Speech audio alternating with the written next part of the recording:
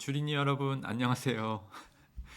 저도 주식 투자를 하고 있는데, 올해 저 같은 경우는 3월 달에 주식 투자를 했던 종목이 물려가지고, 한 번도 지금 뭐 팔거나 사거나 하지 못해서 마음고생이 많은 상황인데요. 이제 12월이 됐잖아요. 12월 말일이 됐는데, 뭐 한간에서는 대주주 양도차익 회피 물량이 추가로 나와서 추가 하락이 있었다라고 얘기하는데, 마음고생이 지금 이만저만이 아닙니다. 어쨌든 지금 말씀드릴 부분은 주식에 대한 양도차익이 과세가 되고 있는데, 그러면 양도차익은 여러분들이 알다시피 대주주에 대해서 과세를 하고 있잖아요. 그럼 대주주의 기준이 뭔지 요거를 한번 살펴볼게요. 요거는 크게 두 가지 기준이에요. 지분율 기준이 하나가 있고요.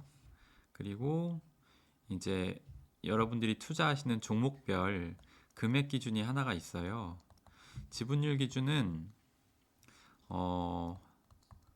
코스피 기준의 경우에는 1%, 코스닥의 기준에는 2%, 코넥스의 기준에는 4%예요. 그리고 금액 기준은 10억이고요. 근데 이게 약간은 다른 게 저도 한참을 살펴봤었는데 지분율 같은 경우에는 기준점을 언제로 봐야 되냐 하면 세법에는 직전 회계연도 말일이라고는 돼 있는데 지분율은 주주명부 폐쇄가 있잖아요. 주주명부 폐쇄일을 기준으로 봐야 되기 때문에 여러분들이 투자하고 계신 회사에 주주명부 폐쇄일을 한번 확인을 명확히 해보셔야 되고, 그 다음에 금액 기준의 경우에는 결제일을 기준으로 해요.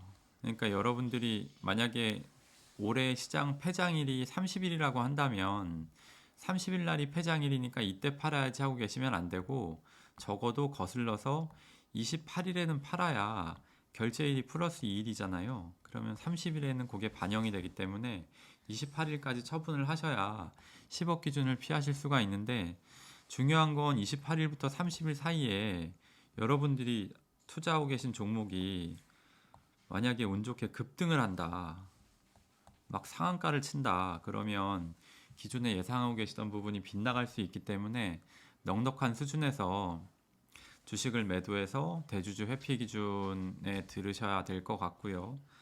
그 다음에 만약에 우리가 운이 나쁘게 대주주 기준에 들어갔다라고 하면 어쩔 수 없이 그 다음에 파는 물량에, 그 종목의 물량에 대해서는 양도세를 피할 수가 없는데, 양도세 세율을 한번 볼게요. 세율이 적지가 않습니다.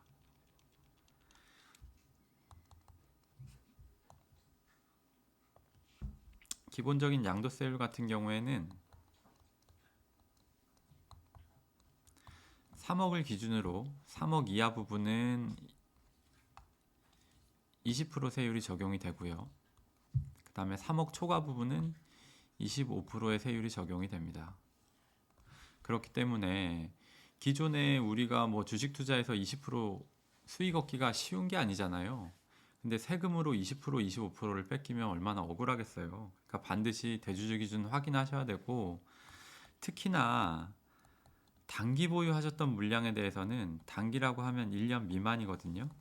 단기 보유 물량에 대해서는 30% 세율이 적용되기 때문에 이 부분 특히 주의를 해서 보셔야 되는 부분이 있고, 마지막으로 한 가지가 있는데,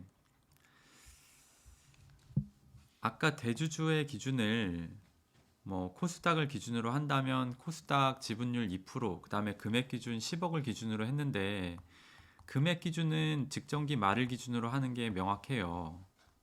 10억의 경우에는 직전 기말. 근데 지분율 기준의 경우에는 직전 기말에 코스닥 기준이라면 2% 이하였다고 해도 그 이후에 여러분들이 만약에 추가로 물타기를 해서 지분율이 2% 이상으로 높아졌다면 그 해에 파는 주식에 대해서도 양도세를 바로 두들겨 맞게 됩니다. 그러니까 이 부분 반드시 주의하셔야 되시고요. 직전 기말이 12월 31일이요? 예, 맞습니다. 주주명부 폐쇄일이 되겠죠. 주주명부 폐쇄일 이후에 만약에 지분을 추가 취득해서 2% 이하였던 분이 2% 이상으로 올라오게 되면 그 해에 파는 물량에 대해서도 해당 종목은 양도세 과세를 받게 되는 거죠.